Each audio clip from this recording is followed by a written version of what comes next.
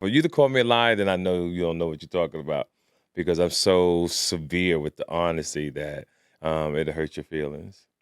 Do you intend to hurt people's feelings? I don't care what it does to you. I just want to know that I'm not a liar.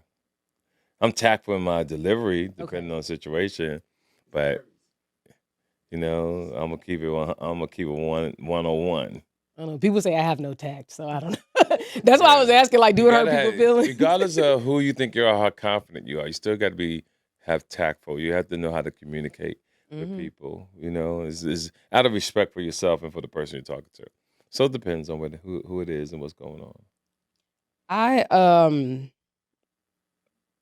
what if there was like a piece of game that you could give like single women Hmm.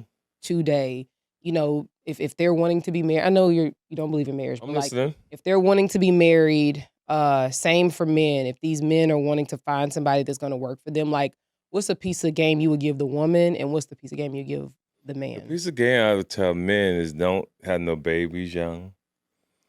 Stack your money, travel the world, and date different women in different places, not just in your area Oh, that's or what you live, because there are so many variations of the woman that it will really change the way you think about a person that's local. The females, I would tell them as well, don't have babies because once you have a man's child at a young age, you put yourself behind the eight ball of life. You have two babies, three, those are all eight balls. So now you meet a gentleman who got his life together, and it's unfair that this guy likes you, but when you was in the Hampton Inn, fucking having a good time, eating strawberries and grapes, having babies and shit. He wasn't thinking about your future. So now you meet this guy, he done bust his ass, got his shit together, but he like you. He like you. But he gotta carry all that weight with him. And I say this in my stand-up. There's a group of college bitches graduating in June. It's a whole new team coming out here. A nigga could just go, if he was confident, go get you your own woman that can have your own kids and you can live happy because it's a psychological torture to raise another man's kid. Torture. It's torture too because Why? you're pretending to be something that you're not.